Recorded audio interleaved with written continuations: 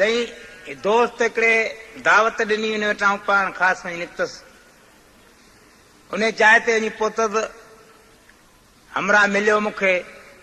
ॾाढा ख़ुशि थियासूं भाकर विझी ॾाढा हथ ॾिनई हथ ॾेई मूंखे चई वे मानी मानी जाम तो कई यार ख़बर अथई तुंहिंजे लाइ त मूं ॾींहं पियो ॻोल्हियां त अला करे नथो वकील अचे मूं वटि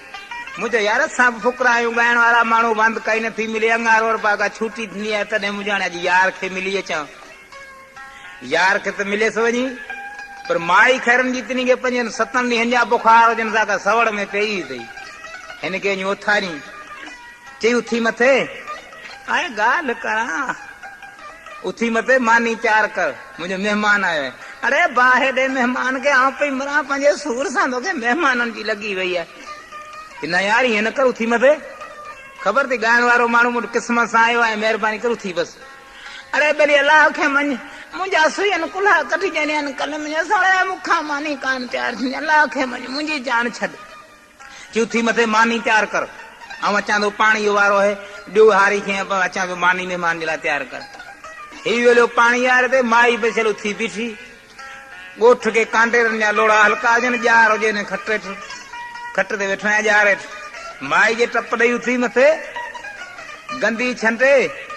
मूं ॾे नज़र कई त लोड़ो हुजे हल्को वेठो हुजे ॼार हेठि मूंसां ॻाल्हाई मूंखे चई अब्बा मुंहिंजो महिमान तूं आहीं मुंहिंजो माई ॾाढी बेहिजाब आहे मूं चयो हा मां आऊं आहियां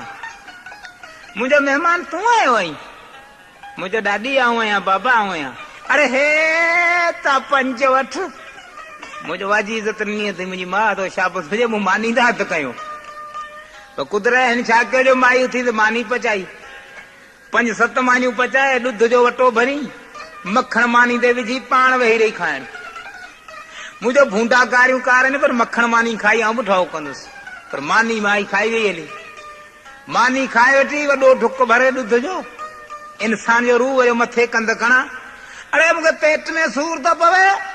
शिकारी थी न तोखे डोरूं खणायो वरी हेठि कंध करे वियो हिन छा कयो मानी खाई लत खोले सवड़ छिके सुम्ही रही वरी मथां जे वरी माई जो मुड़ुस आयो तंहिंजे मानी किथे आहे अरे बाहि लॻनी किथे आहे मानी आउं पई मरां पंहिंजे सूर सां तोखे मानी जी जी भेण मुंहिंजो महिमान बुखो वेठो आहे हुनजे लाइ मानी तयारु तो कान कई आहे अरे ये 5-7 लोला अरे मूं निधन की दुख जे दर सां बीमार खाधा आहिनि जो बीमार दुखे सां खायो वेठी 5-7 लोला मुंहिंजो महिमान छुटो सही हिन ते लठ जो पाको लठ ते पाको धीअलो त राजा माण्हू गॾु थिया ऐं लाड़े भोलाड़े फुरिदड़े मूं निधन की छोरी जिनी कहिड़ो ॾोह कयो रे